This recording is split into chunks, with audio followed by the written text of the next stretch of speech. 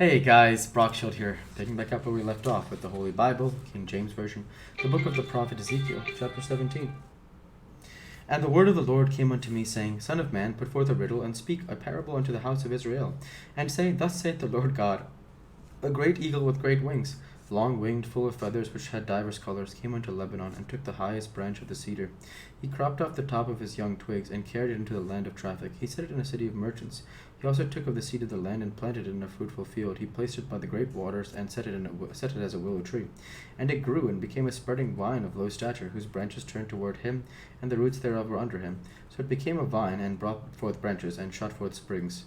There was also another great eagle, with great wings and many feathers, and behold, this vine did bend her roots towards him, and she shot forth her branches toward him, that he might water it by the furrows of her plantation.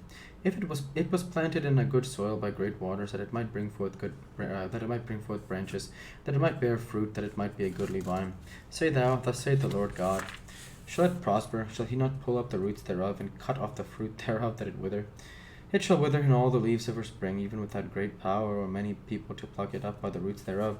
Yea, behold, being planted, shall it prosper? Shall it not utterly wither when the east wind toucheth it? It shall wither within the furrows where it grew. Moreover, the word of the Lord came unto me, saying, Say now to the rebellious house, Know ye not what these things mean?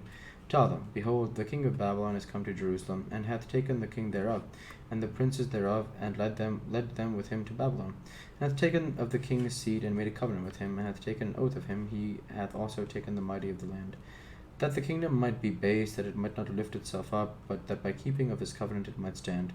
But he rebelled against him in sending his ambassadors into Egypt, that they might give him horses and much people.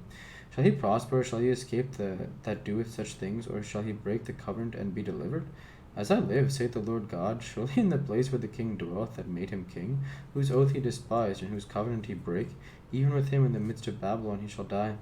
Neither shall Pharaoh with his mighty army and great company make for him in the war, by casting up mounts and building forts to cut off many persons, seeing he despised the oath by breaking the covenant, when, lo, he had given his hand, and hath done all these things.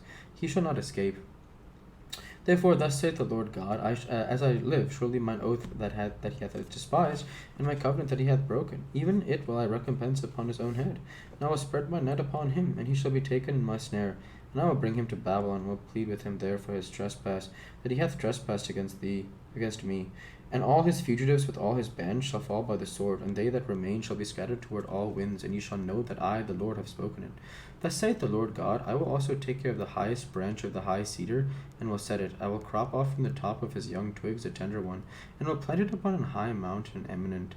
In the mountain of the height of Israel will I plant it, and it shall bring forth boughs, and bear fruit, and be a goodly cedar, and under it shall dwell all fowl of every wing.